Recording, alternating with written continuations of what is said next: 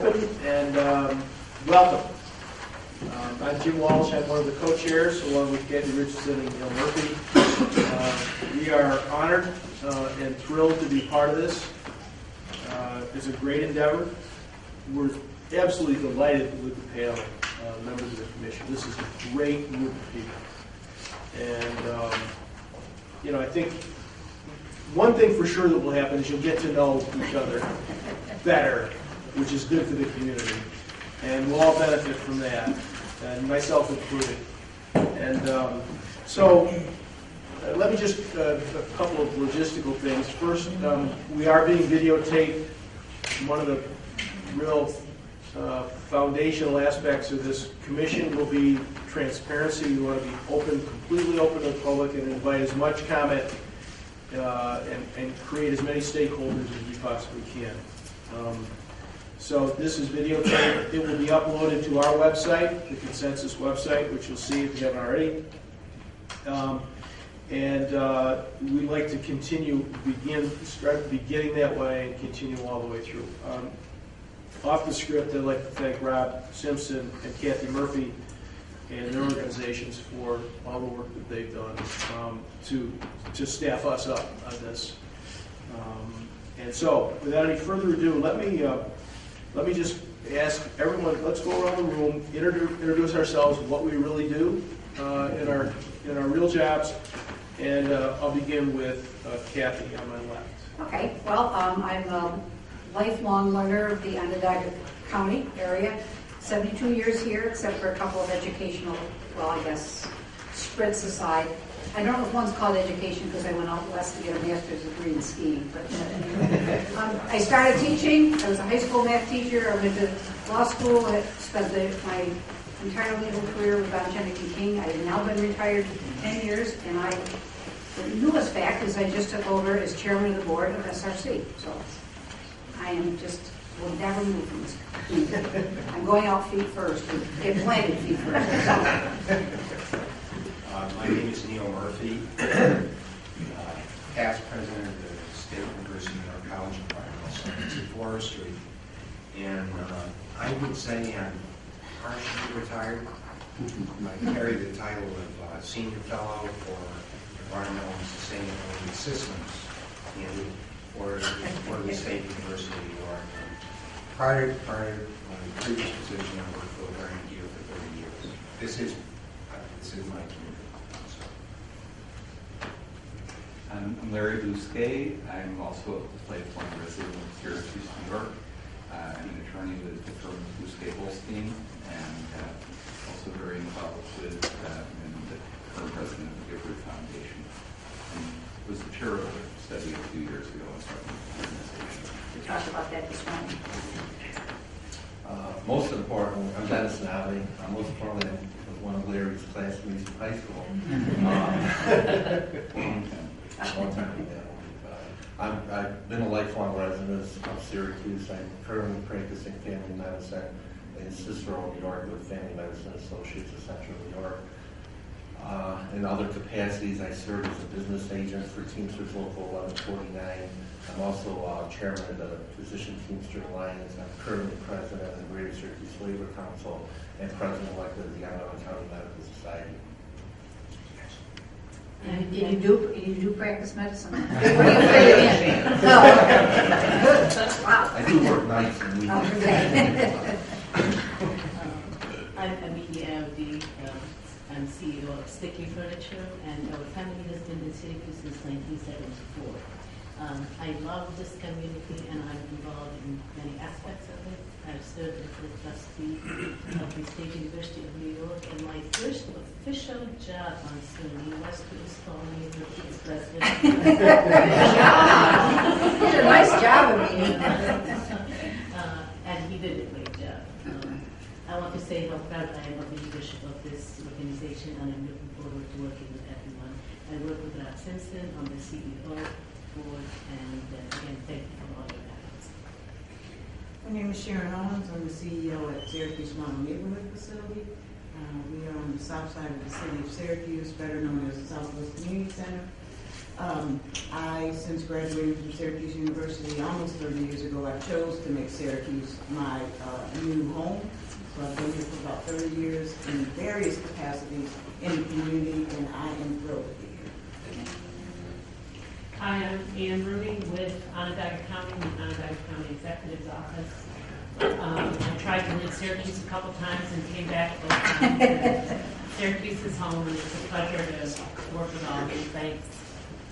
My name is Chad Bryan. I am a funeral director by trade. I'm here because I am chairman of the Intergovernmental Services and Consolidation City Council. I'm Kevin Schwab. I'm the staff at Interstate CEO and really here to help in the communications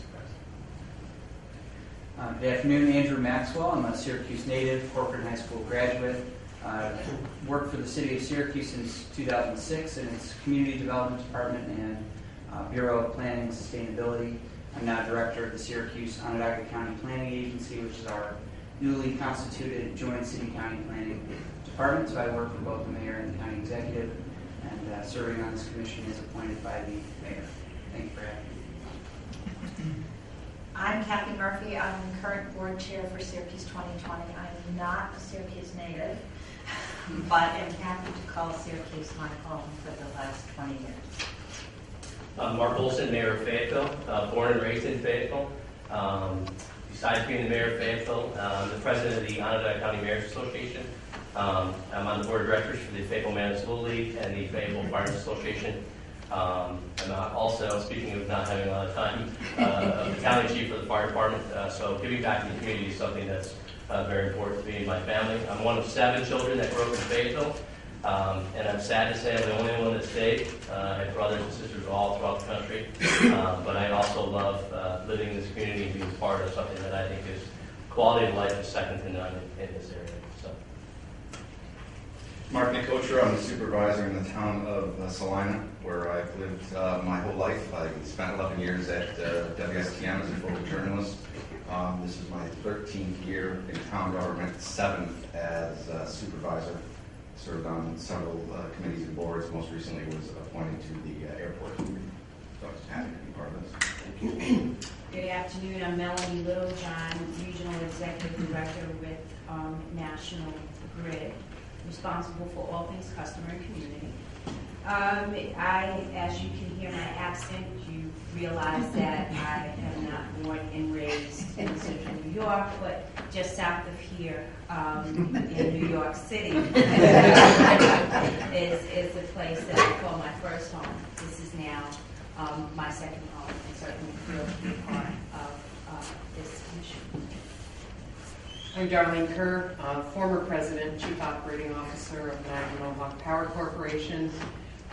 I am a Syracuse native and was very fortunate to go to work for a company that was headquartered in Syracuse. As a matter of fact, it was the last Fortune 500 company headquartered in Syracuse. Spent 30 years there, worked in virtually all aspects of the electric and gas business, and was very involved with the community throughout that. I retired in 2003, and 3 years later became the president of the Greater Syracuse Chamber of Commerce, where I spent 4 years focused on building collaboration among the leadership of the community and focused on consolidating business and economic development organizations. I was fortunate to find the partner in Rob Simpson, and we very successfully, with the help of people around this table, very successfully consolidated the Metropolitan Development Association and the Greater Syracuse Chamber of Commerce. I am very excited about the work we're about to do. I think we have excellent leadership and a really great commission, and I look forward to working with all of you. I'm Steve Meyer. I am the CEO of Welsh Allen over in Skaneateles. I am not a native of New York. I grew up in Michigan, but my wife and I have raised our kids here, and we have deep interest in the region. Actually, both my parents grew up in New York City, so how we ended up in Michigan is another story for another time. But I have a deep interest in the work of this commission because my feeling is that when the community is really strong and capable, our business can thrive more easily. And realizing where I am from, Michigan, and recognizing the challenges that that state has faced, and watching that unravel. They're a little bit like the canary in the coal mine, in a sense. And I think what's really interesting about this commission is that it's coming together at a time when we have time to get in front of the challenges and actually adapt and become a little more agile in how we deal with some of the challenges. So I'm really excited about it as well. And thanks, Rob, for thinking of me. Trustee Aaron. Everybody's not around introducing themselves, so. So is it my turn? Yeah, it's your turn. Timing is impeccable. Hi, everyone, V. Gonzalez. I get a prize for finding parking, right?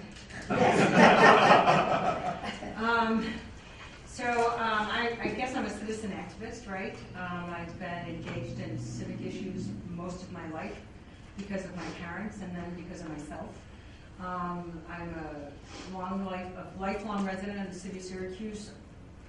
Went to 12 elementary schools in the city, went to Blodgett and went to Corcoran.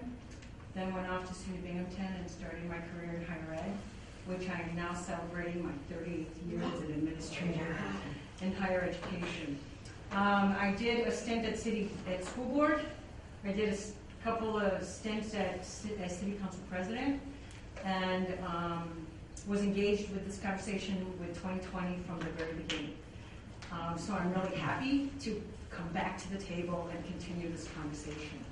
I think my two claims to fame around this issue, I was able, as city council president, to consolidate two unions within the fire department, one that existed at the airport and one that existed within the city of Syracuse, and combined after a couple of years of a lot of guess what? One union disappeared and we eliminated one to the benefit of everyone. It got to the point where we found the win-win for everybody. And the other is the Citizens Academy. Chucky and I partnered on the Citizens Academy in 2005, I want to say. I was very private about my collaboration with the Citizens Academy as the Dean of University College, because I didn't want it to be seen as a political ploy on my part, because it was also a re-election year. And so we partnered on this. University College is one of the major sponsors of Citizens Academy. And our goal for Citizens Academy was to educate the citizenry around the issues of shared services and the complications that exist because of the many, many layers of government. So that's me, you guys. Follow that one back. Come back and follow. I am Pat Kilmartin. I'm very, very happy to be here today, in part on behalf of Onondaga County and the county legislature. I was born and raised in the city of Syracuse. Now live in the town of Onondaga and have for a number of years. I've served in different private and public capacities, first as a prosecutor in Bill Fitzpatrick's administration for Onondaga County, then subsequently in the private practice of law, in business, in a small private real estate company, and then also as a county legislator for the past 7 years. And I've also had short stints serving in a town capacity on zoning boards and assessment boards. So hopefully I can bring a cross-section of public and private experience to this panel, and I'm very, very happy to be a part of it. I'm Rob Simpson, the President of Associate CEO. Thing that many people may not know about me, I'm the third of 4 generations of Simpson men that have lived in Syracuse at one point in our lives. My grandfather worked at GE in the 1950s when there were 22,000 people employed out there. Fun fact, I'm not a landlord of the very building that he worked in. It's a little strange.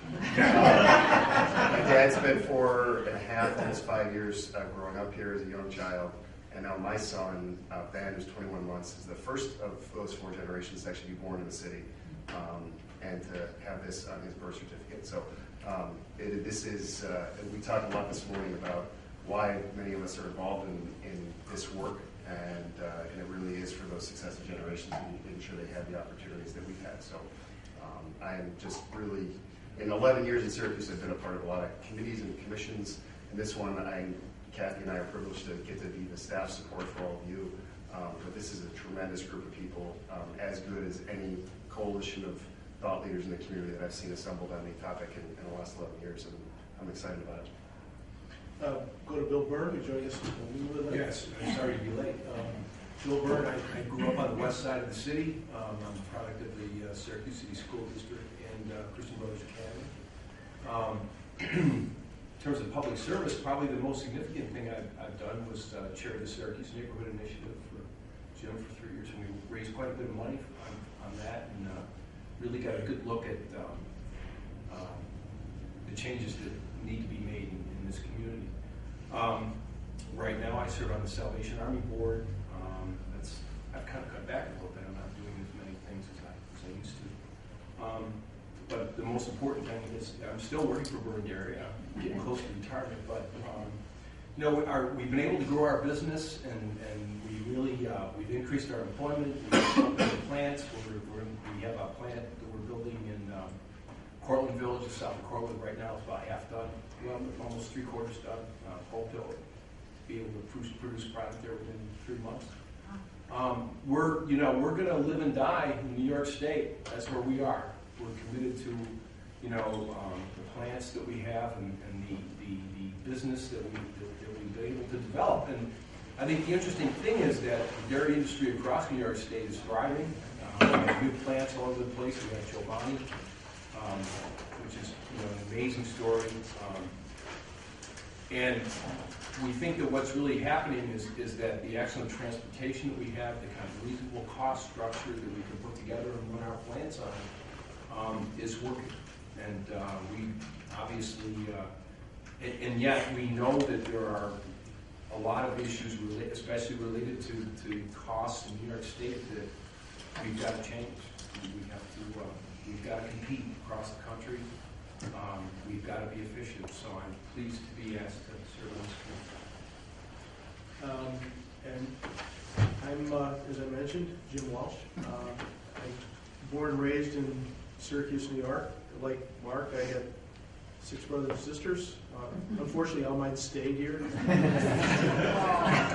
They chose to run for public office.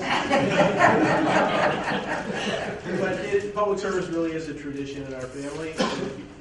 It's sort of it was never demanded, but it was sort of expected that we would all do our part to help our community. So I was delighted to be asked to participate in this group. As you probably remember, I served on the Syracuse County Council as a district councilor, like Chad, 3rd District. Served as city council president, like B, for several years, and then was elected to the House of Representatives, where I had the great honor of serving this community for 20 years. And it was a labor of love all those years.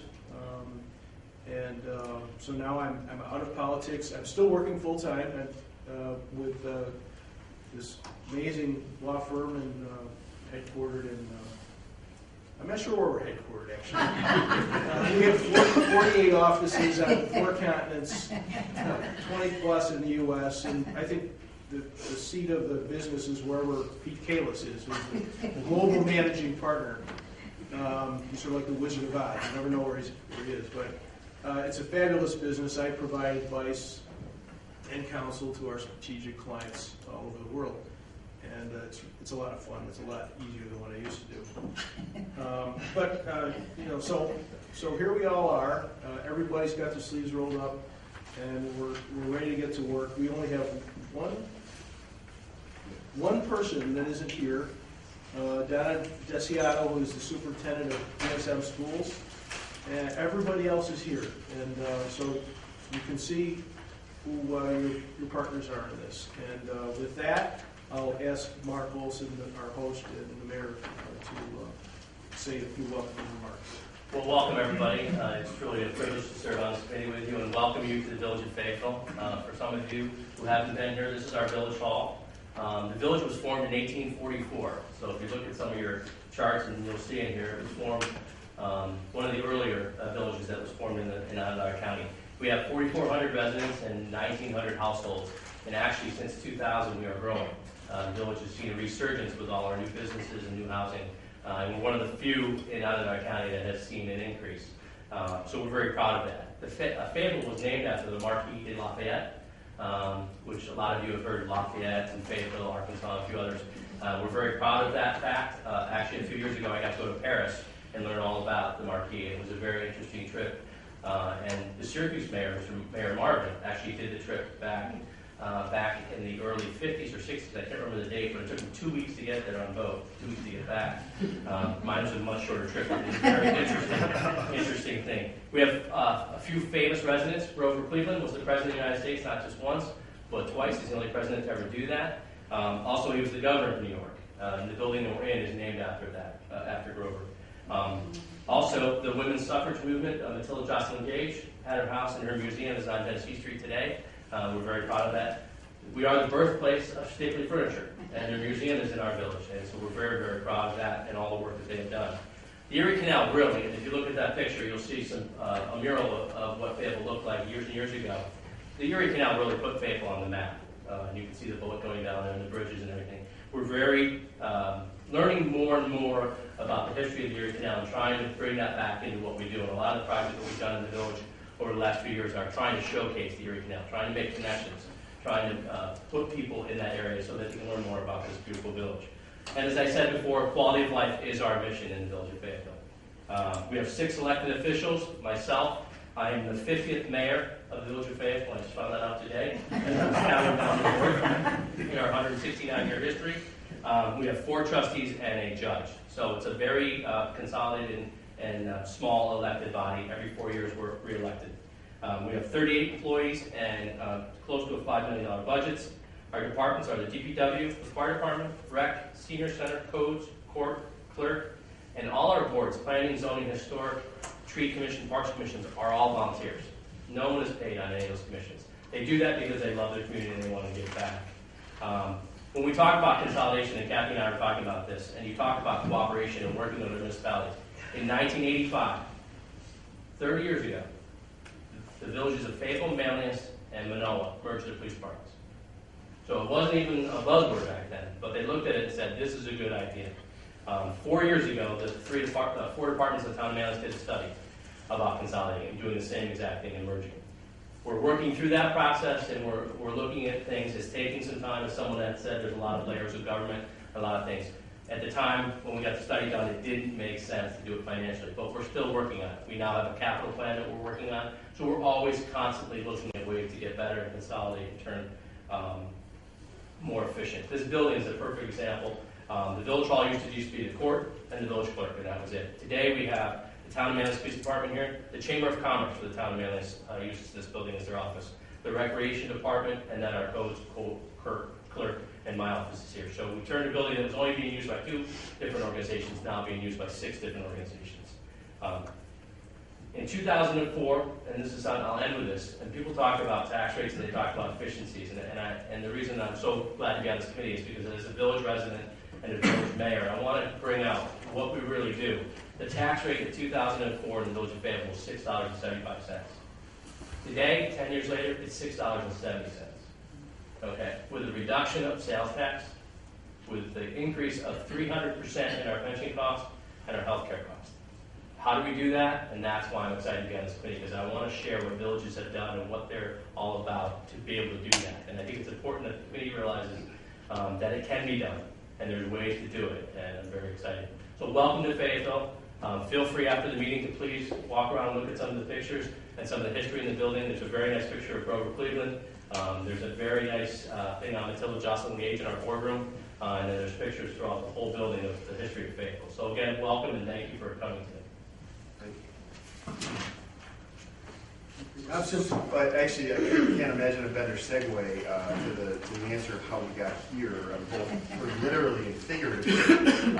I think this particular location, certainly the village of Fayetteville, is as good an example of the work that not only has been done, but the work that needs to be done on a go-forward basis. And I think our desire to host this meeting here today is to make that very clear reflection of the fact that there have been tremendous efforts at innovation and efficiency and improvements in service delivery at every layer of government in and around our city and our community over the course of the last 30 to 40 years. Certainly we've heard the mayor's story. We've seen other successful opportunities in other towns and villages. Certainly Clay comes to mind. We've had successes and we've had failures in these initiatives. But it hasn't kept our community from continually striving to do more. Over the last 4 years in particular, and one of the things that as a community leader I've been the most heartened by has been the way in which our city and county governments, both our mayor and our county executive, but our council and our legislature have come together to work on big issues together, merge planning departments and things that are significant steps towards better service delivery, which really is what we're here talking about today. We'd be remiss if we didn't mention the tremendous work and leadership that Kathy Murphy at Syracuse 2020 has done now for 20 plus years. The focus on, truly though, it deserves a lot of recognition because keeping focus on any issue for that long period of time requires sustained and dedicated leadership, but really to keep the focus on this issue. I don't care how well we do with any one effort to improve our governmental structure or our main streets or our downtowns or villages. Our work is never done. And I think part of this commission here today is to continually push us and challenge us to find ways in which we can be more competitive, not just today, but into the future. And recognizing that we're operating in this wildly competitive global environment, but that we have a significant control over a lot of what happens in our own backyard. And that these conversations, as difficult as they may be, are really critical and fundamental to our success. A couple of years ago, we were fortunate enough to get engaged with the Brookings Institute. And Brookings has spent the better part of 2.5 to 3 years really in depth getting to know the Central New York community and our region, spent a lot of time doing data and research and analytics.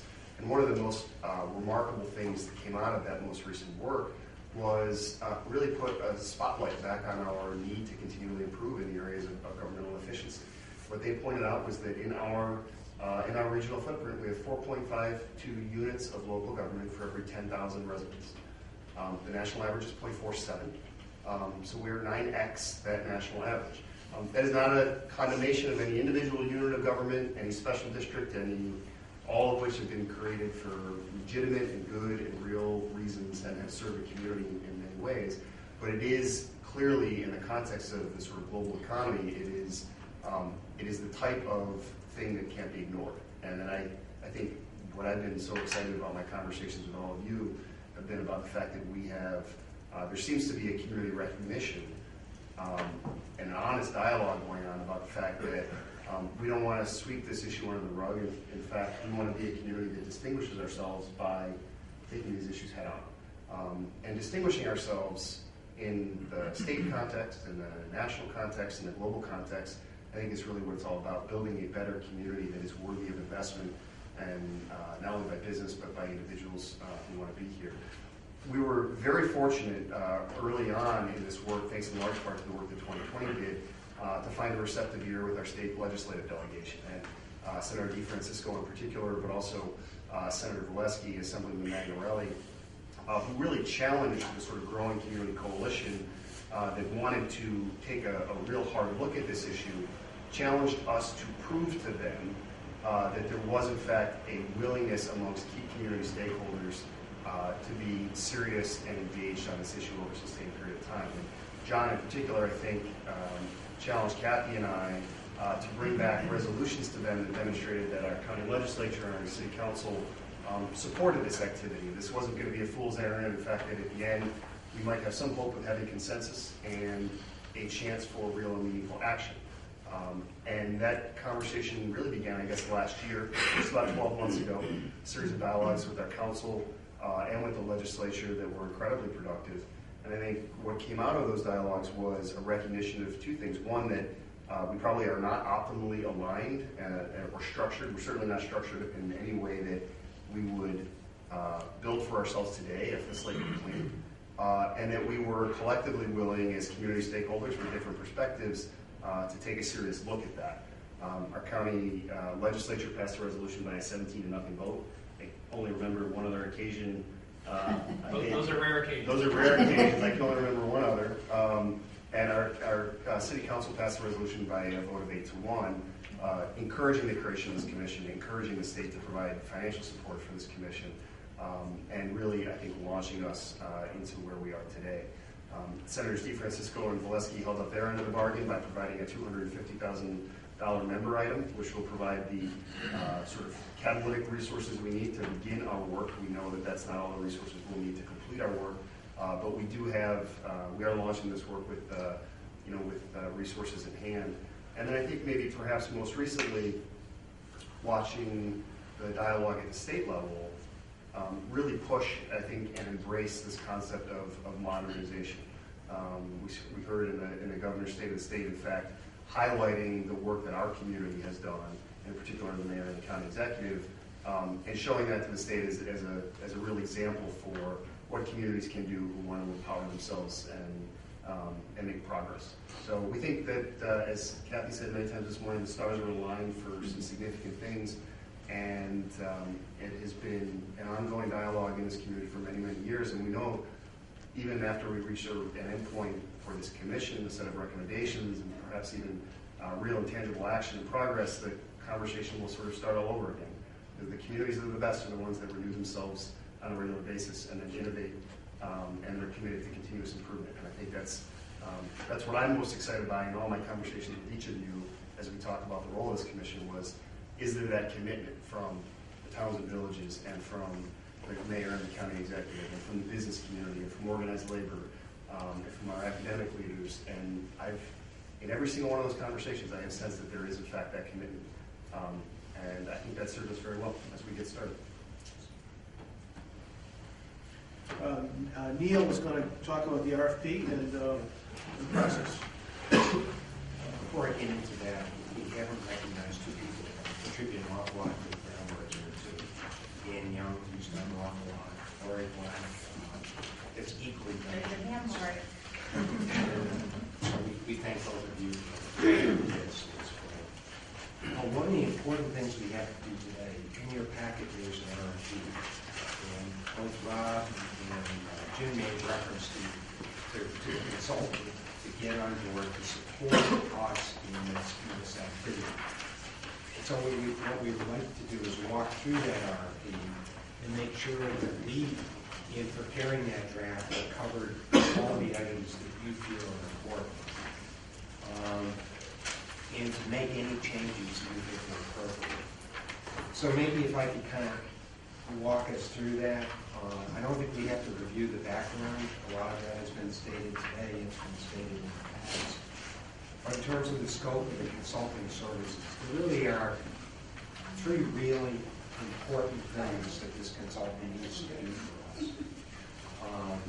The first is to collect the data that we need to take a look at, basically do the analytics that we need to have this solid background for us to help make some decisions, prepare reports that we need to distribute, and to advise and guide the Commission on both the process, the procedures, best practices, and those kinds of things. Those are three very important elements. In addition, we've identified 7 critical areas where the consultant needs to provide support. And you can see each of those outlined. First of all, collaborate on the final project design. And we have a preliminary project design, but we don't have a final project design. But for the consultant to help us in finalizing the project design. The second thing that was brought out to us this morning in an issue that we all knew is to come up with a solid communications plan. And so the second item is the management of communications and engagement. And there, in particular, the consultant will have to have expertise not only in classic communication, but also in the new domain of communication. It was outlined to us this morning that engaging millennials is going to be very important because this is going to be their community. It already is their community, but it's going to be in the future stronger in their community. And so coming up with expertise in developing, for example, social media that are necessary to make that connection, that's going to be very, very important. And the consultant has to help us develop this general strategy for public education, engaging public opinion, and all the messaging that's required. If we're weak on that, we can have the best possible plan, and frankly, that plan won't be going anywhere. Equally, the consultant will staff our meetings to have the expertise available at our meetings, and will also, whether they be full commission meetings or subcommittee meetings, the consultant will be responsible for maintaining an ongoing status, documentation, and status of the project that we're going to need as part of the process of communicating to others where we are in our deliberations. Next is the database decision tools. Again, this coming up with the appropriate analytics is extremely important in mining the data. So the consultant will be required to complete a review of the current state of government in Onondaga County. There will be 19 towns, 15 villages, 1 city, and 1 county. They will have to come up with a comparative analysis of the cost of delivering services for each of those municipal districts, and that is not an easy thing, simply because data, cost data, and that kind of thing are different formats and that type of thing. So we really need a consultant that has expertise in having done this in the past to come to the table so we can try and put all those costs on the same basis to the extent we can. And that's going to take an awful lot of work. Equally, we need that consultant to develop the comprehensive listing of all municipal jurisdictions and special taxing districts and that kind of thing. We've got a pretty good list, but we need to make sure that list is comprehensive. But for each of those, we need to look very closely at the data that's developed in terms of governmental efficiency, areas where there may be governmental inefficiency,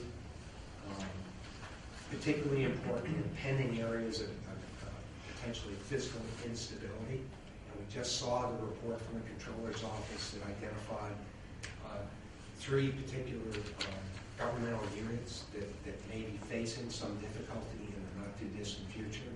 We saw the article this morning in the Post-Standard specifically about the village of Marcellus and Mayor John Curtin and some of the issues that he's having to deal with. So we also need to look at the zoning issues and suboptimal land use types of issues that may be as a result of having a decentralized kind of planning initiative. We need to understand some of the high costs of compliance that each of these jurisdictional units are facing, and regional disparities in delivery of service, cost of services, and the ability of those services to deliver successful community outcomes. So again, these coming up with the analytics and putting it in a format that all of us here and our community as a whole can better understand. So Charlie had a question. Yeah, I do, and maybe it's in one of these, but should we also be looking for opportunities for technology application? What comes to mind very often to me is tax collection and how that's a very labor-intensive manual process at this point in time, and it strikes me as one that would lend itself to information technology. And because we have so many levels of government and technology is extremely expensive, a town couldn't afford to have on its own the best technology, whereas if we had some sort of a streamlined countywide process or some consolidation, technology then can become affordable and can certainly make a difference. Excellent. We definitely need this in here. And is the idea of duplication of service interwoven through all of these without explicitly saying it's right in one of these? Okay. I think getting the data, we're going to understand where some of that duplication exists.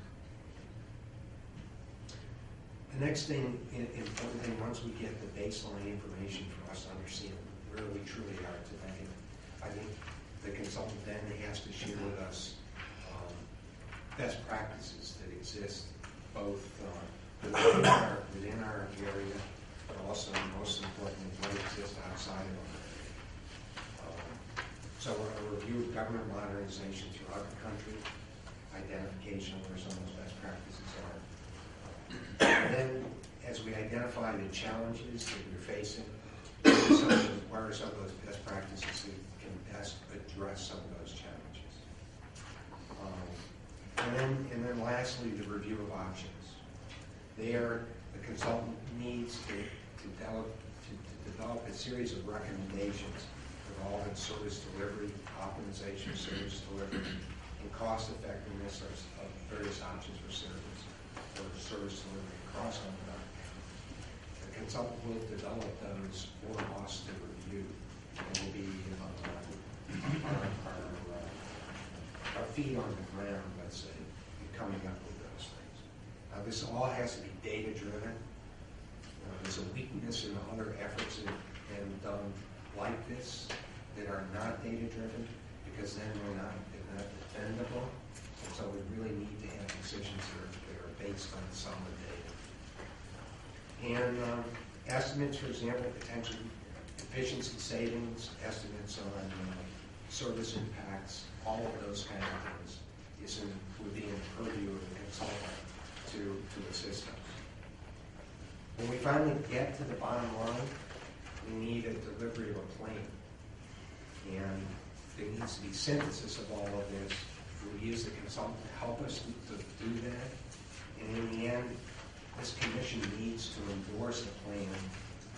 And again, we'll be relying on the consultant to assist us in providing the necessary information to develop a plan and to endorse that plan.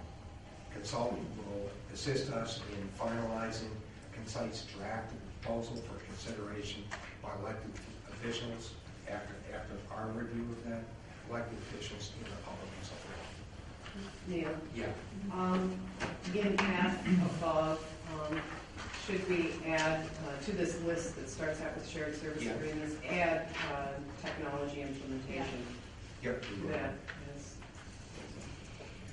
So, if we, Another question, and I don't see it captured in here specifically in terms of some of the deliverables, but are we putting a time frame around this? yeah, as we go through the RFP procedure, there is a specific timeline that's involved in this, and we'll cover that. I think we could just get as many ideas as we can on the scope of engagement with the consultant on that. Neil, will we as a commission be working with the consultant to actually, I know it says this, determine the scope, that is, which services are in, which are out, and so forth? Absolutely. Okay. And are we just looking at the villages, towns, county, and city services, or will we be doing any part of school systems? And here I'm thinking the non-academic side of schools.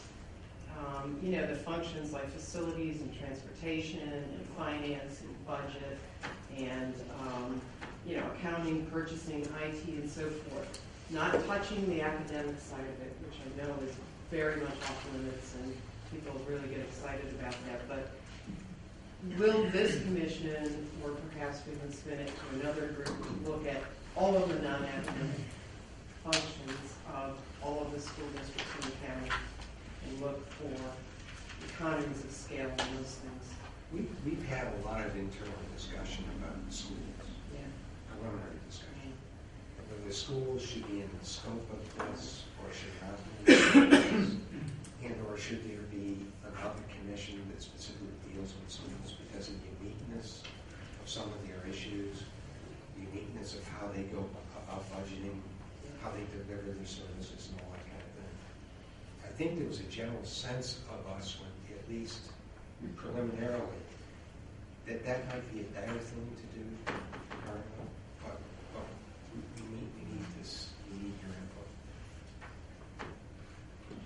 Neil, I think there are presently some initiatives that are being pursued by the county executive and the mayor that involve the school districts, especially in the technology area and information sharing area. And you consider that the school budgets collectively are almost the same as the budgets of the county and the city and the villages and the towns combined.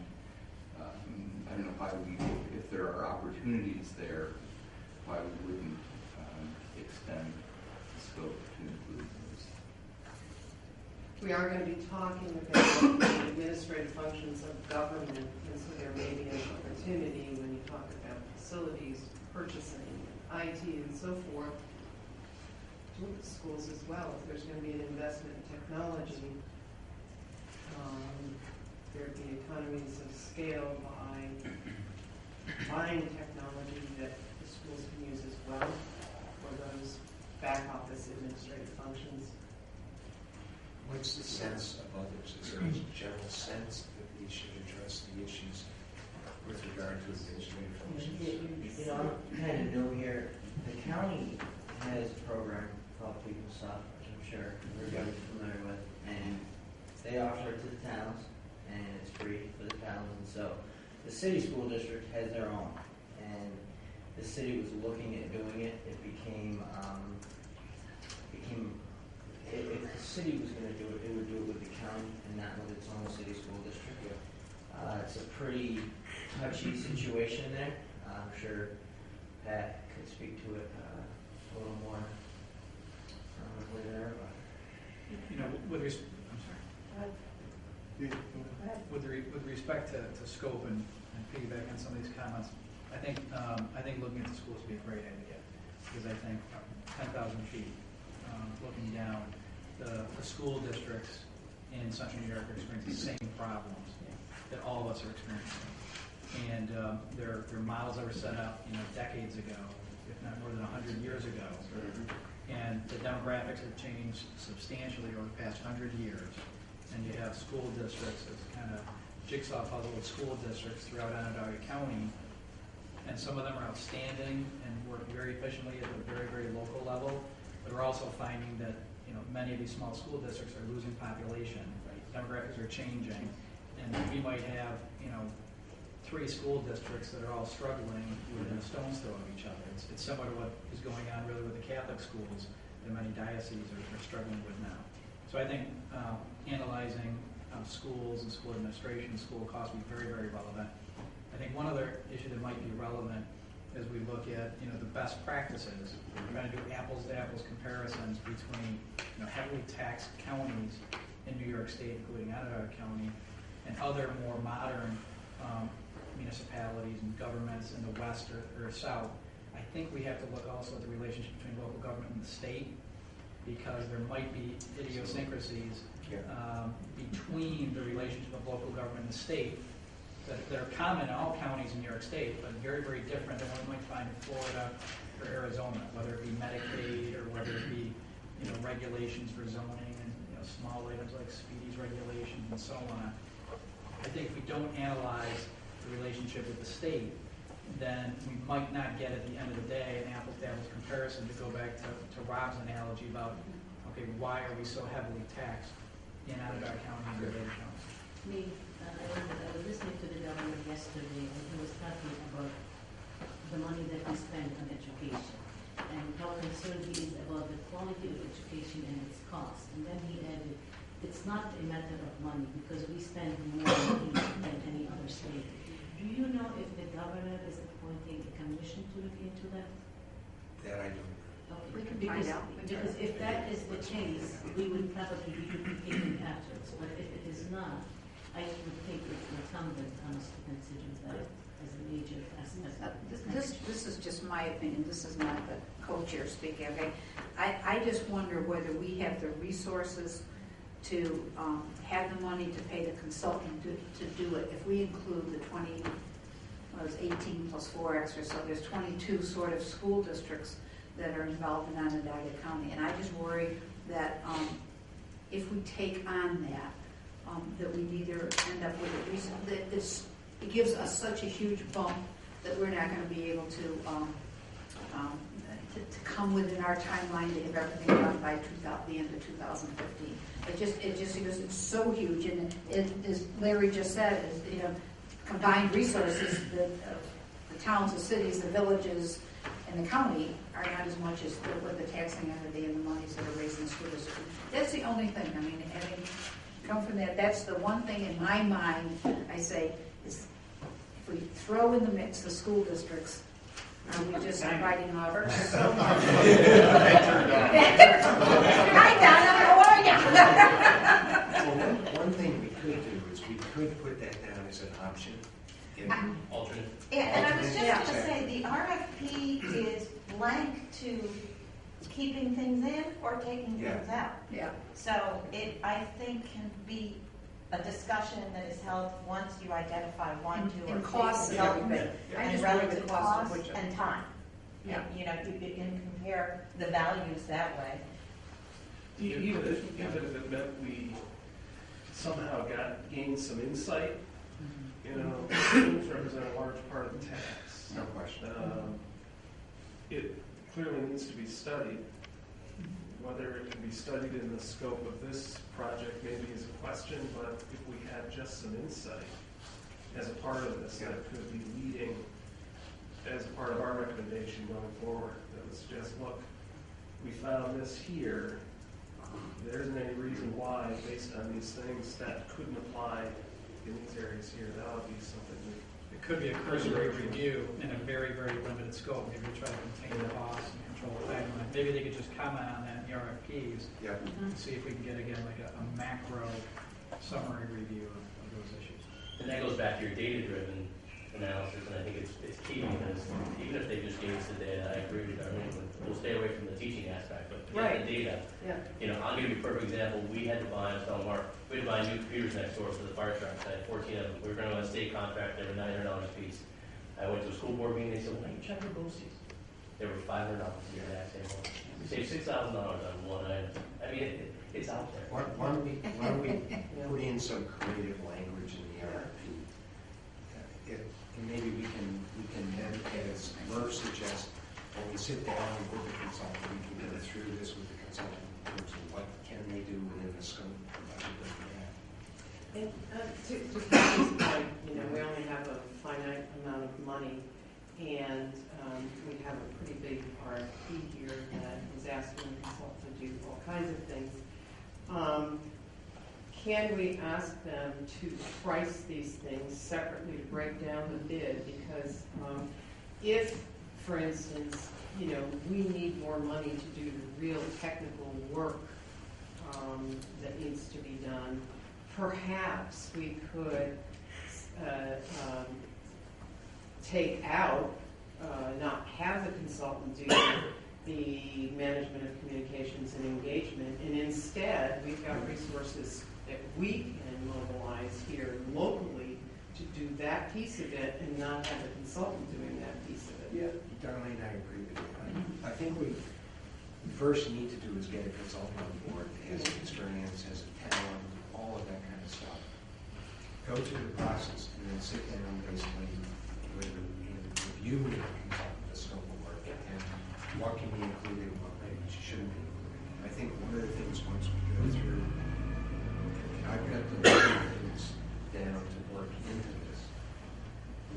We also need to decide whether or not we should have a committee of this commission that will, in essence, sit down and walk through that kind of thing with the consultant to drill down, you know, who might have interest on serving on that committee.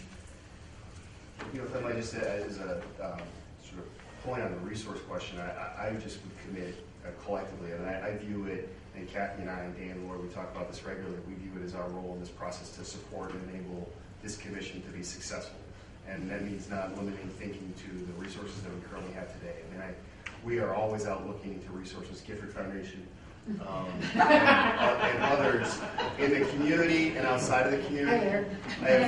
I've had conversations with national foundations that are very interested in what's happening here, that might be interested in investing. We'll constantly be looking for resources. So I would just hope that all of you throw the challenge of resources back to us, and obviously not just to work on together, but if we're running up against something we want to do because the resources aren't there, push us to find the resources. Please. So we get three things to take it away. One, we have to look at technology technology implementation, particularly how can that improve services, reduce costs. Second thing we need to look at is a relationship of local government to the state and the limitations and constraints that that provides. And then the third thing is to add in the potential add in the school district administrative functions into that. Those are the three things I would just encourage you, if you're going to put in schools, to just put in education in general and its functions, because it's to think that you can create the same box, but just do it with, could you combine, you still have to have the same number of seats and things like that. Education needs to be really looked at in a much larger scope. We've been influenced by an agricultural era and an industrial era. We still have the same number of school days in a year, the same number of hours in a day, and those are decades old. So if they're going to look at it, let's look at education being seamless, 24/7, just like an information age, just like a communication age. The fact that if we have buildings and structures, how could they be utilized in different ways to maximize tax dollars? How could they be utilized, and how could you organize differently or more effectively? So, because otherwise I think what we try to do is say, well, if you just have the same thing, but there could be one superintendent for these X numbers, that's really trying to build the same paradigm, just with moving the seats on the Titanic. And I would encourage us not to rearrange the seats on the Titanic, but to say, let's just build a new ocean liner.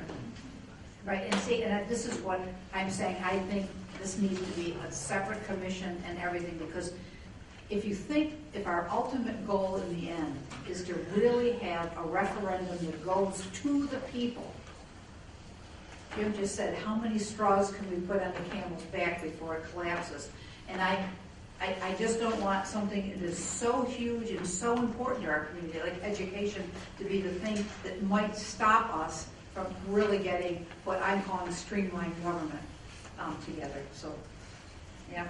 I think the counterbalance to that, and Tom makes a very good point, we can perfect what we're doing now and have done for the last 100 years, whether it's in education or in government, but that doesn't ask the fundamental question of whether we're doing the right things. And that's true whether it's, and what Donna's doing in her district is reinventing the things that you need to do in education, and that thinking also applies in the delivery of government services. So the question, if it's just an efficiency study based on all the services that we're currently delivering, and we aren't asking the question, what should we be delivering, then I don't think we have a proper scope. Well, I don't see us as just looking what exists. I'm thinking about the kids, the grandkids, the next generation. I'm talking about the future. This is what I think our commission should be doing, is planning for the future. So that we shouldn't be just trying to take what exists and doing it. We should be really thinking about how does the next generation want to come to this community, want to stay in this community because of how we've streamlined our government. And Kathy Murphy has given me so many things to read that I'm blurry-eyed, and I haven't read a good mystery in ages since I said yes. But it amazed me that when every single city, county, whatever, did some kind of streamlining across the United States that we have studies for, it maybe didn't necessarily save money, but everyone had economic growth, immediately had economic growth. And that's what we care about, is having something that, in the end, as far as I'm concerned, is we go to the people and say, this is for the next generation. We're going to be seen as an innovative community, a region that you're going to want to come and open your businesses in, our kids want to stay in. So I don't want to be just reshuffling chairs. I didn't say yes for that. I think that we need to really pay attention to the regional disparities that exist based on what we're going to learn. And we know education is going to come up with a big red bullseye on it. That begins to open the door for the next phase. I mean, that's kind of how I see it. I mean, the elephant is big enough. And so how much of this elephant can we as a commission I think we will begin to open the door, Donna, for the next level of conversations around this, right? If we do a good job about figuring out the regional disparities, and to me, it's more about the impacts, not the outcomes, right, of those regional disparities, then we'll have no choice but to say one of the next steps is what you said. I think without question, because I think it ultimately it has to be discussed. It would be, I think, a great conversation as a state to be looking at, so why not take the lead in that? But it may come as part of the equation in a series. You know, it's like what Marcus said, that if you look at the fact that there are solutions, if we think about it in a metropolitan concept with interdependencies. Right now, we think about it in urban, suburban, and rural, in silos, and those interdependencies only exist if someone is creative enough to reach out and say, let's work together. For the most part, those structures are all created independently, and as a result, they are very more costly, and they don't tend to necessarily build on each other's resources in a way that allows us to really get to some of the things that would move us forward as a metropolitan area. Instead, they sort us and separate us. So I think it can definitely be part of the conversation. Whether or not will come up, because there's so much legislation, so many laws that exist around school districts, but I think we can start to explore it so we get to the creativity. My only comment is that let's get to the creativity beyond what was created in the 18 and 1900s in structures that ultimately no longer serve us well in 2014 and beyond. They just don't. You know, and not in their time framework or in the way in which we're legislated to be, you know, entities. So is there a consensus that we need to definitely move into education, and we would follow Rob's guidance, which is let's get it in here. Our responsibility is try and find the money to follow. Can I just, sorry, go ahead. I'm sorry. I think in the process of hiring a consultant, a lot of what they're going to tell us about best practices, education will emanate out of whether we need that in or out. When you talk about advancing this community in a metropolitan sort of way, I don't think you ever get there unless you talk about school districts because of the huge taxing, tax drain on all of us. So when we bring that consultant in, I'm fairly positive that all of them will want to talk about education and its relation to all that we're doing. So I wouldn't want to limit ourselves now until we hear what they have to say in return for what we're going to be buying from them. Can I just add also, I'm sitting here because I'm interested in getting to the meat of the matter to move us along. And for the credibility of this process in this group and the product that we present in a year, 18 months, how could it not include something as, at least the raw data and the recommendations going forward for something as large as how we educate our children? So again, we have consensus on that, include education. And do we have consensus from a technical point of view, indeed, that because we don't exclude school districts, we're okay? I think we have. On the RFP, is everybody in agreement with that? I think we should be, I'm here, we should be, a little more explicit about it. Yeah, I think Okay. So we I want think the consultant would come back and say our school districts. So for the purposes of amending the RFP with the hope of getting a motion, tools should include a comprehensive listing of all municipal jurisdictions and special tax and government, quasi-government agencies, and school districts in Onondaga County. Is that? Or including. Or including, correct. All municipal jurisdictions, including school districts. Does that hit it for everybody? Yeah. Okay. And then if I can just keep going to get amended everybody's comments on, we will add a number 7 to answer concern areas of possible areas of duplication efforts as a specific.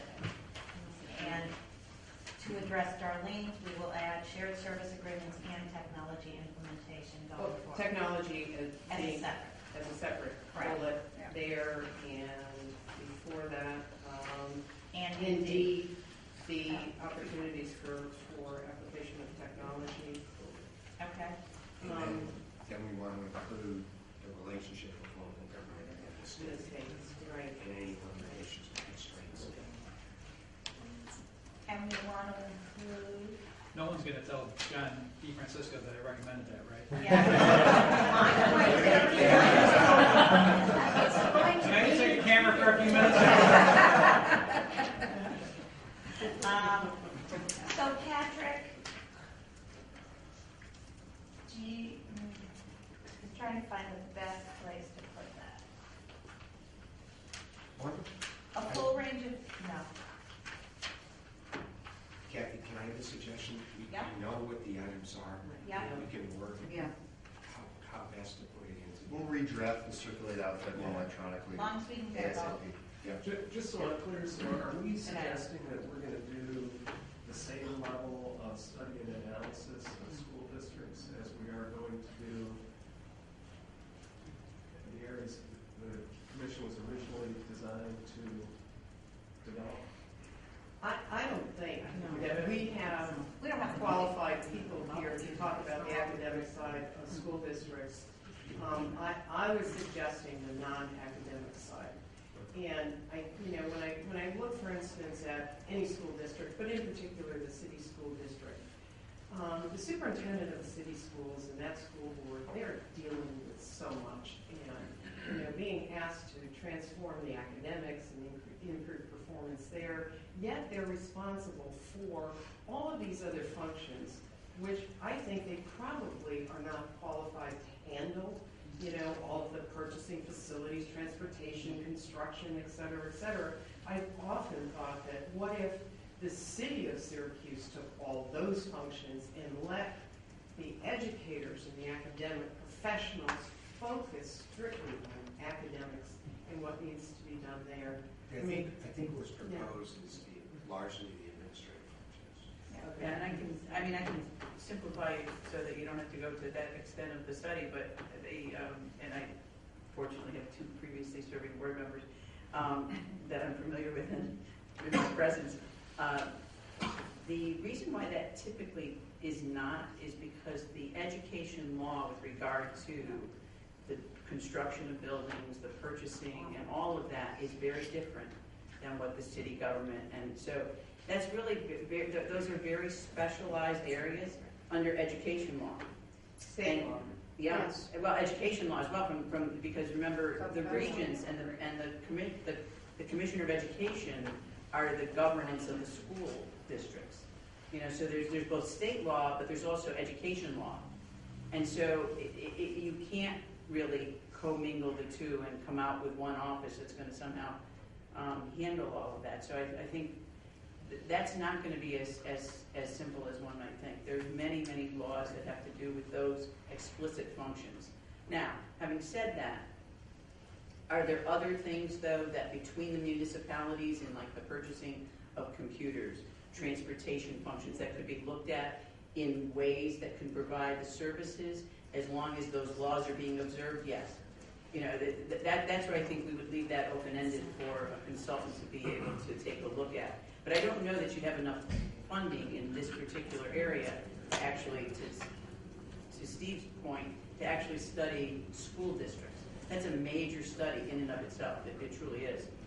Why don't we reflect the input we have and get another copy in there if you have to, and let you respond to that and see if it's appropriately captured information in the school district. If I could suggest, what may be the first part of the study is, what are the functions between the municipalities, among and between, along with the school districts in those municipalities, that could actually be more cost-effective or efficient, or doing things that are, stop doing things that are redundant, or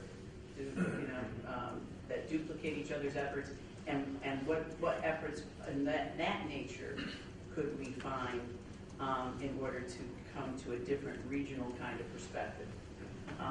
That may be another way to look at it. Yeah, your language in here now in section D might be right on point, because it says this tool should include comprehensive listing of all municipal jurisdictions, such as districts, other governmental bodies, governmental units, and a summary overview. So that might be right on point. We're not going deep in the weeds on education, but a listing of the school districts and a summary overview of the services they provide. Again, kind of a macro view. Right.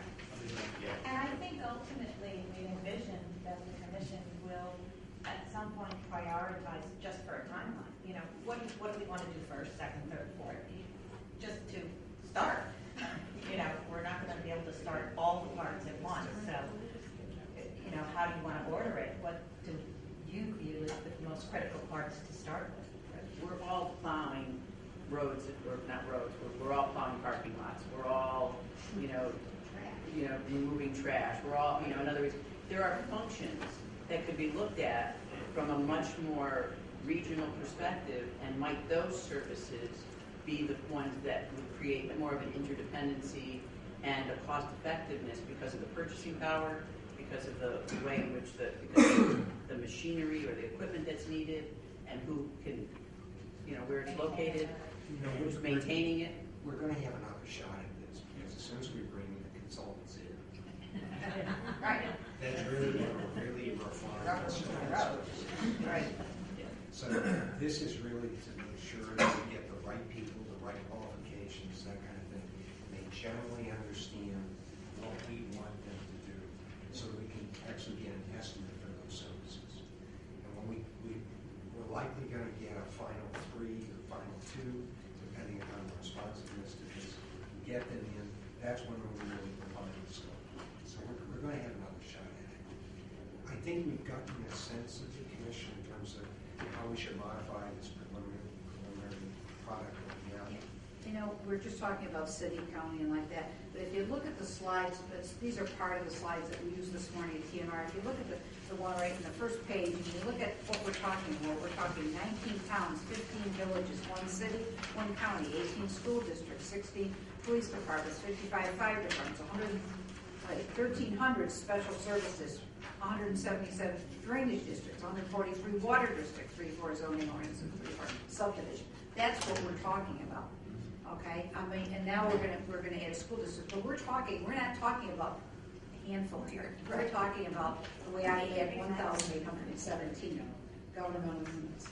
So there's gonna be a lot there. And I guess in the back of my mind, and I'm now you're converting me over, but in the back of my mind, I keep saying, okay, how much time do we have before we put ourselves as obsolete because we just took too long? People are our expectations and all that. But I'm willing to, let's see what the consultant says and see what kind of information it's going to take. And so I'm all on board with this one. You can wrap this discussion Yeah. up in 5 minutes, because we've got a lot of other things we have to take a look at. But in terms of procedures, RFP procedures.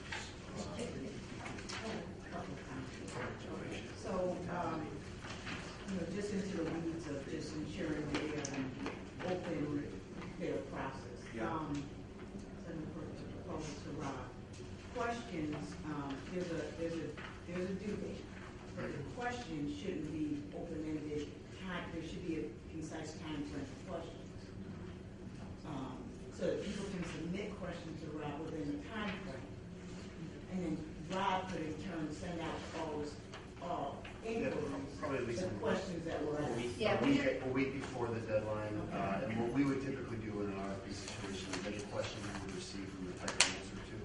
We would provide that answer to every person who indicated they had an interest in responding to the RFP. I think that language should probably be in the We'll be more questions. explicit on that. Good suggestion. I just think we need a motion. Yeah, I just want to make sure that relative to procedures, are there any other questions? There being none, I agree with Rob. If we have a motion to accept the scope of services, the RFP procedures for the purpose of going out and soliciting inappropriate consultants. Yes, they do. Second. All those in favor? Aye. Excellent. Thank you. What is the time frame for getting the consultant on board? 30 days. 30 days. 30 days. 30 days after receipt. 30-day initial response.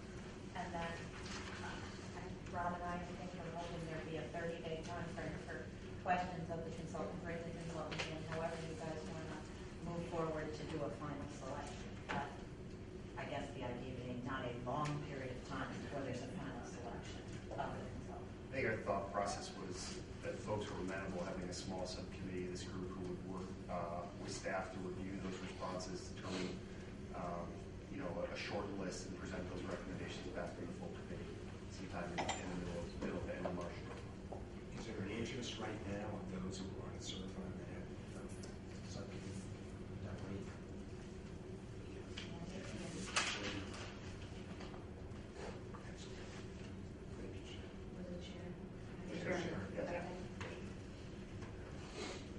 Good. Thank you. Next item. Nice job, Neil. Catherine is up next. Goals of the commission. All right, but we really don't have any specifics here. We want to get your input. We did a great presentation. It was just fun this morning at TMR.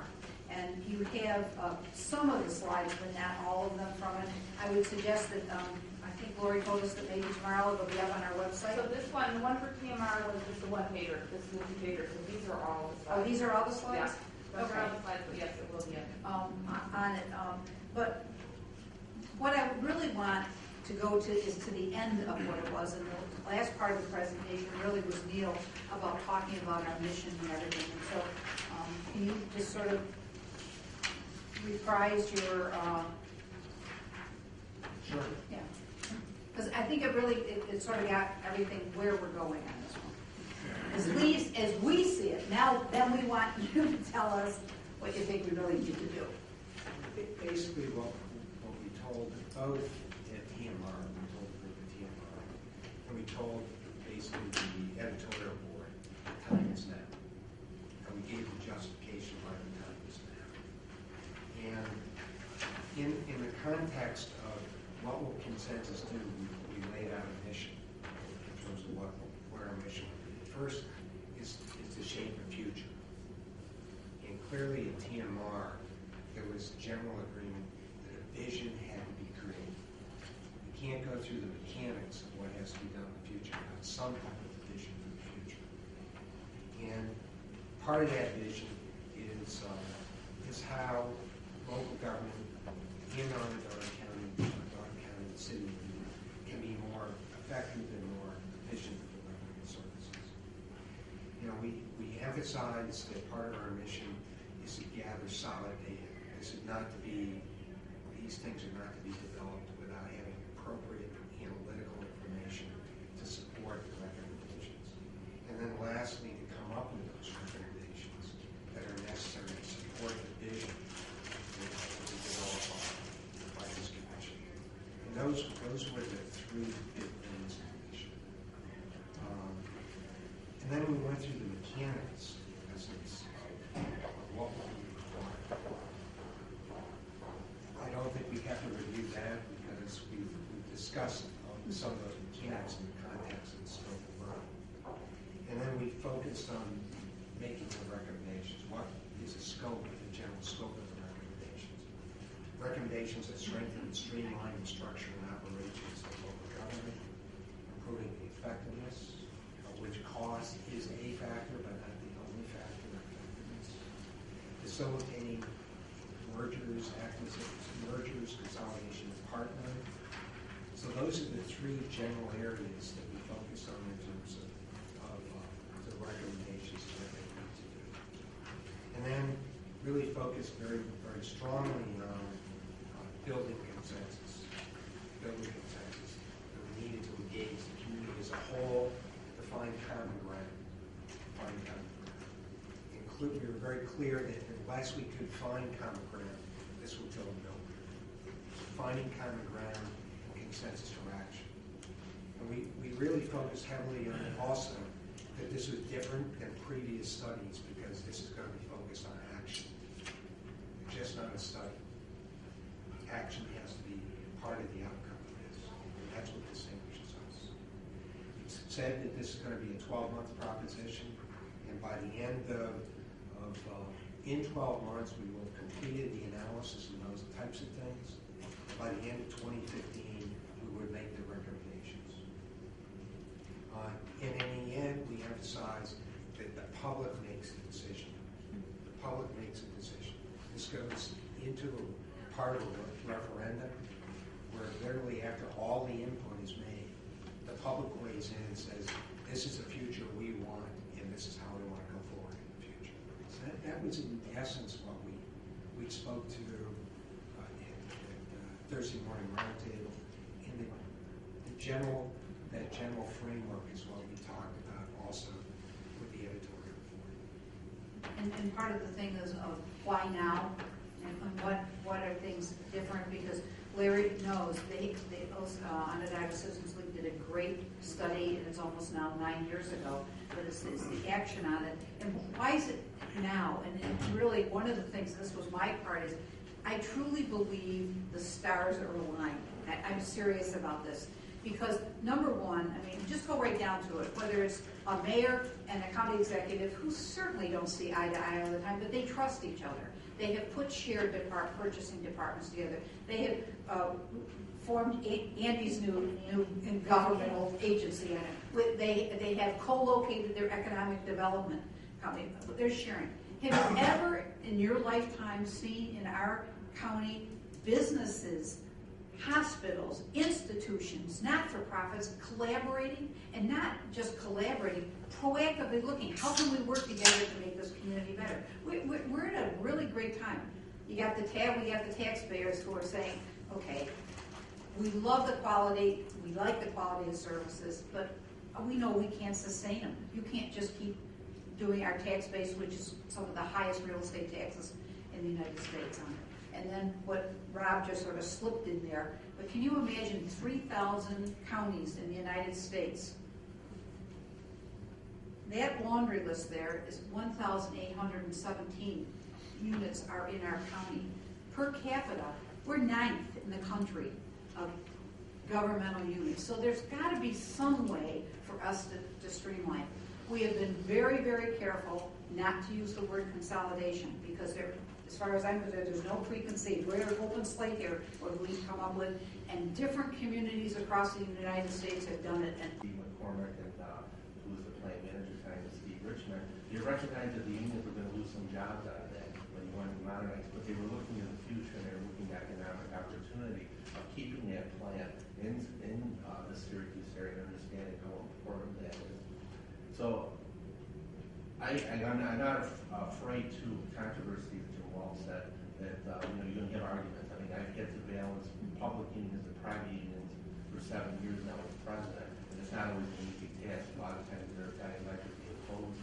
But when all is said and done, we all do have to work together. I think it comes to a consensus. And every one of the people I represent, they do work and live in this community. Their kids go to school here. They pay property taxes and sales taxes and income taxes. And they too are concerned about the future, not only for themselves, but for their children. And I think that, I have to report back to them. I have a responsibility to 40,000 people. And what this commission is going to represent, I think what's important is, so that's why, I agreed to do this. And I think it's important to share everybody's comments. Where do we go from here? How do we make things better? And it's really important too that people that we should be talking to. So how do we, so that we get their input on this. That's, I think, one of the biggest things is for us, and it's probably skipping all the way down to 7, and we only got about 20 more minutes or so. I just wanted to say that, all your, you gotta look at your towns, you gotta look at your villages, a lot of them are organized. And there are concerns, when we consolidate police department, I know you don't want to use the word consolidation, but, there's concerns about that, pushback the other way. Ultimately, it's up to the voters, and it's up to the voters, but those are concerns and those are questions, and those are some of the things they're looking for. What are our recommendations going to be? Because they do touch on. Yeah, just a couple of points. I think we got to keep in mind now that the legislation that Governor Cuomo got passed when he was Attorney General does give the power to the people now to start this consolidation, and they haven't. Does it, do they not understand it? Is it too difficult? Or are they okay paying, more? I think that's something we got to keep in mind, that I don't think they understand the process, but there's not enough people either. I haven't really seen that. There's a couple instances, but no one's really jumped out and tried to do this, at least from a resident level. So I think this information is important to get them the facts, and they want to save money. And if we can show by doing some efficiencies here and there, and maybe it's consolidation, maybe it's just sharing services, that would provide some savings. Also, just to keep in mind as we go forward, although consolidation is a scary word, consolidation doesn't have to be top to bottom. Consolidation can go bottom up, because there are some services in the town and villages that we think we do better than the county or city, and the county and city do services that are better than some of us. So we got to keep that in mind. It's a food. Right, and streamlining is all different things, shared services all the way up to mergers or metropolitan government. I mean, it's got the whole range, and that's where we have all of that available to us. But I think it's really key is what you're saying. We're trying to find, and this hopefully with all these facts, we can't do anything until we find the data. And that's the most important thing that we have to go on first of all, because that's going to drive a lot of how we think and how we look at what our vision is going to be, is because of the data. So, but some of that data has to come from the people that are in the trenches, for the people that are in these governmental units, besides the people on the corners and in their homes and everything like that. So I think that this public outreach and engagement efforts is the whole key in the beginning, besides having a consultant working on all the facts and data. We need to do something, and that's us. This is part number 7. And part of that, I think we need to instill in the residents that this savings, they want instant gratification. That's not necessarily possible for what we're doing, but 5 or 10 years from now, it is possible. So I think they need to understand that as well. Sorry. I said yes to being on this commission because Neil called me. We were very strategic. I said yes because I really love this community, and I think we have a very good community, but we can become a great community. And my hope is by working to create a better future, we're not only talking about cutting costs, which is very dear to my heart as a business owner, but we may find efficiencies that may enable us to invest in creating a place where people want to come. Because right now we are losing jobs. There are people leaving here. The cost of doing business in our state is among the highest. I compare doing business here to doing business in North Carolina, and I think all of you know the difference. And so I would love for my business to continue to be here, to grow here, for my children to feel that they want to send their children to school, they want to remain here, and they want to invest in this community. I want to be able to attract people from all over the country and all over the world and say, come to this region, because we afford you an opportunity for growth. We have the best educational facilities, we have great medical facilities, we have recreational facilities. We're a place where everybody wants to come to. So my vision for this is that we do create a system that enables us to conduct our business that will compare positively with other parts of the country and will even leave us something to invest in creative things that will say we're a destination. Come visit us. And then once you come and visit, come live here and invest and create a future together. That's why I actually want to join. Great. Wonderful. Okay, I'll second that. I think we'll all like to second that one as a motion. Murph, just give us a little direction, because I don't want to, we told people that they would. In the packet is a grid. If you would all just take, commission members especially, take a minute to verify the information, in particular, all of the title, et cetera, that you want to use, and email address that you prefer us to use to contact you, as well as a phone number.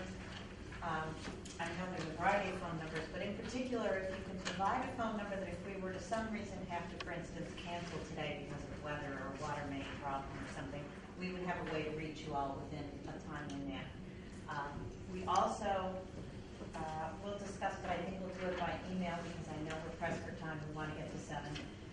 A meeting schedule going forward, and we'd like to look at setting up something for at least 6 months, realizing that there's maybe a little bit of fluidity in there based on consultant availability when people want to meet.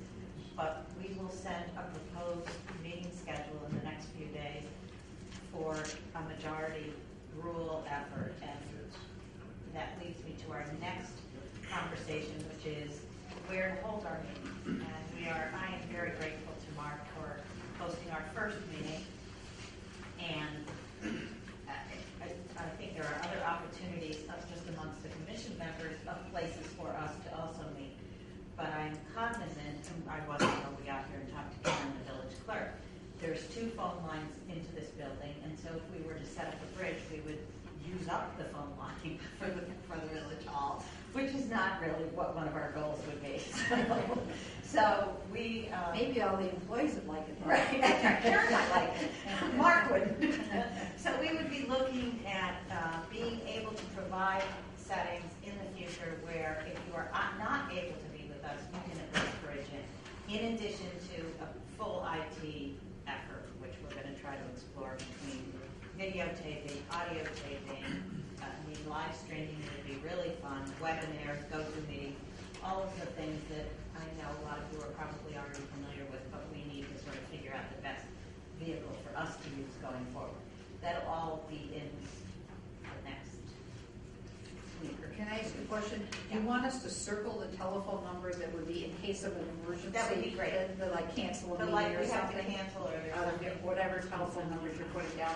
Just Circle so the one that's the most important. we reach it, yeah, that would be great. And then, Sure. oh, I'm sorry, yeah, I thought that it was in there, I'm sorry. No, we'll just So we can Oh, put Mark, it that out. was great, thanks. And I'll touch quickly on the other things which will be ongoing. Travis and myself and Carol Dwyer at Maxwell were starting conversations about building what we're going to probably call a commission modernization library in the cloud or some other server place. There are many, many, many volumes of documents on the subject relative to our own municipalities, in addition to external municipalities. And we'd like to be able to provide that information to all of you and the public in a place where everybody could go if they're interested and link into the reports, studies, the best practices, etc.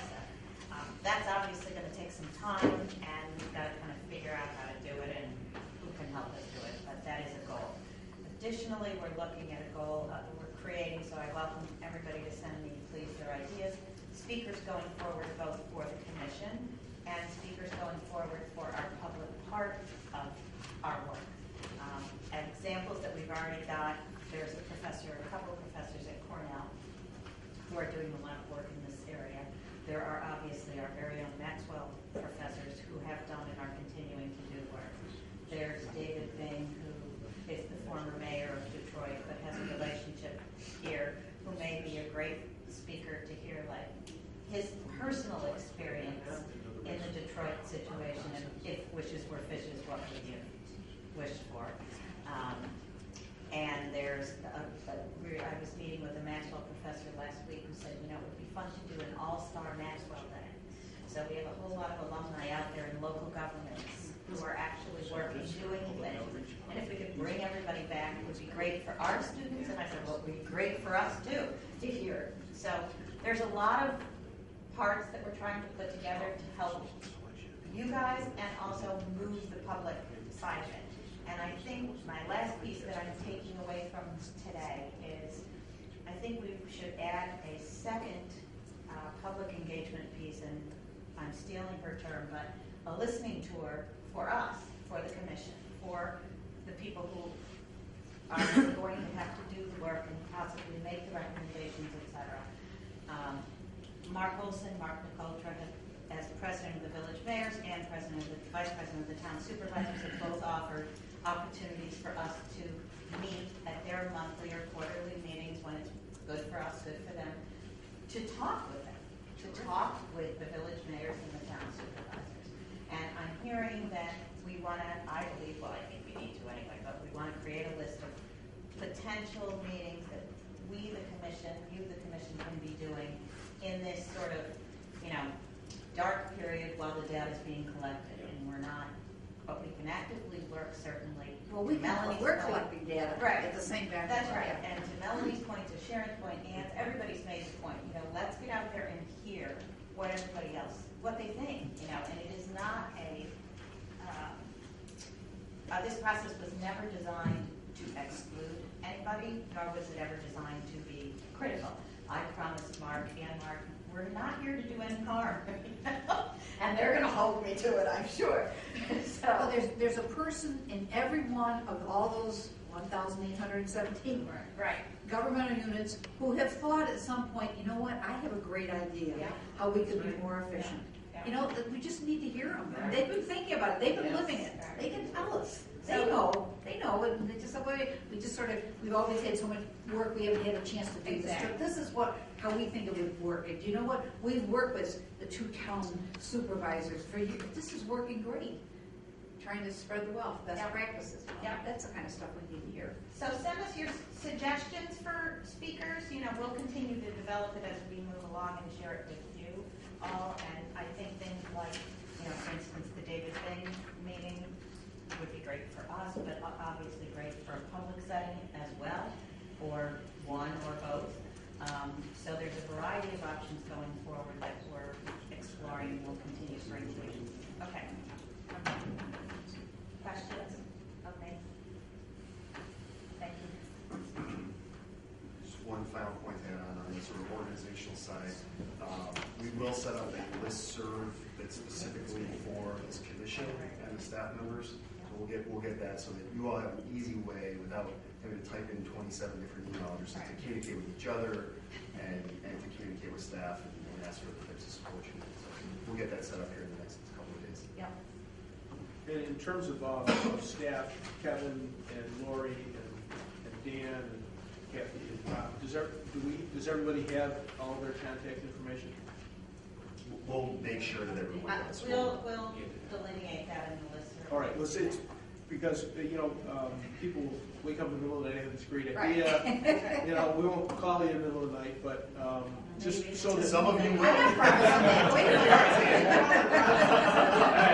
know exactly who will. I can only speak for myself. I will not call anybody unless it's an absolute emergency. But anyway, so we'll want to. Catherine answers his phone. There's also a need to have a public outreach. We've all talked about broadening the net. And so Judy Mower has offered to participate with a subcommittee that will help to organize this public outreach and how to plan a budget for it. So if any of you would like to participate with Judy on that committee, the public outreach committee, let one of our folks know if you're interested. And I think that will be a really exciting committee to be on because really that's what gives us credibility at the end of the day. And we will be asking you as these forums or whatever they are, who wants to go, because I think it's important that we show our faces at as many of these forums, get-togethers, whatever is possible too. I mean, they want to be speaking to the people who are going to try to be making decisions. Once I'm done with the You have an active participant. Oh, yeah, really. Give this woman a star. I went to the website and, one of my missions here is to make sure populations that typically don't hear about information get to hear it.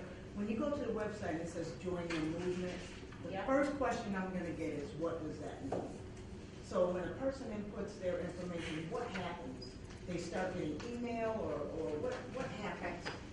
Now, right now, as it is, what we're hoping is anybody who's got an interest at this point, because as we found out today, the scope is still being determined. Right. But anyone who's got an interest is able to step forward and say, I'm interested in this.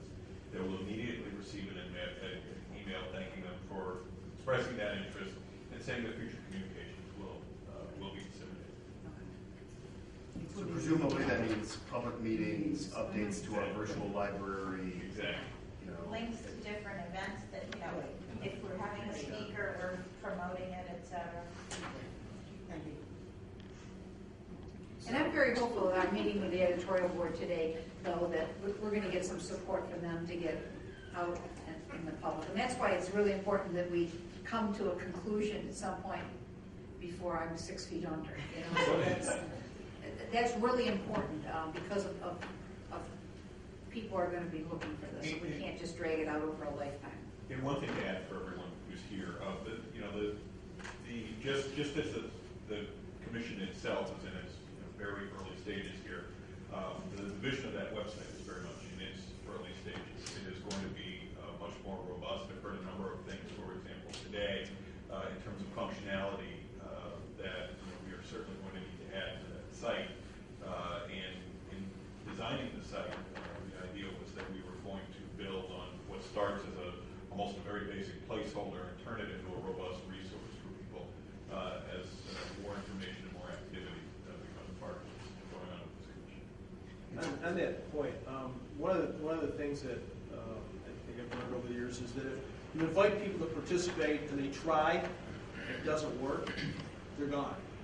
So if we're going to invite people to come to our website, either we got to tell them when they come on, we're not ready yet, come on back in 2 weeks or 3 weeks, or something to that effect, so that they don't just get turned off. And while I respect that you met with the editorial board, there's a lot of other media outlets that reach other segments as a community that we need to highlight and figure out how we're going to engage them as a part of this conversation. And that's what we need from all of you sitting around, is where are the communities and groups of people we need to get to. Right. And I just want to put in a word for those who happen to be in particularly in our high schools, that we think about reaching out to those who are in those years, because they're making decisions about where they're going to go to college, where they're going to spend their careers, and where they're going to spend the rest of their lives. And unless we start to talk to them in those years and let them know that we're interested in what they're thinking as well, what does the community mean to them, and what could a community offer in those particular years? I know we did that. Ann was with me when we did that several years ago, and the students had incredibly insightful responses. So I think they will be heartened to know that they're part of also welcoming their ideas. Just for outreach, just in case the conversation happens before I can get there. Also for either the website as well as meetings for visually and hearing impaired individuals. The website, if you're visually impaired, is not going to give you much information. It's not a ADA compliance. Just to offer sort of from an administrative standpoint, as we're trying to enable this work, that kind of feedback is really, we want it, because we're trying to keep up with all of this at the same time. So those suggestions, Ann this morning pointed out that we didn't have a Twitter hashtag. Right? Is that the right one? Right. Good, Ron. So, so we will keep up with your suggestions. That's our job. So, please don't hesitate to let us know the alternative media outlets that we should be reaching out to and talk to. We don't always know them proactively, but we're pretty good at keeping up. And I think this conversation today will just lead to a lot of thoughts on your coming through your head when you have 1 second for your down moment. Really communicate it, write it down, and then get it to somebody, okay? Because that's what's going to be the key, is the brain power here, to making sure that we really engage the whole community. It's a big community. Our work here is done. At least it's begun. It's begun. It's the end of the beginning. It's 2 o'clock. We've set precedent. 2-hour meeting. Great work. And thanks everybody for participating.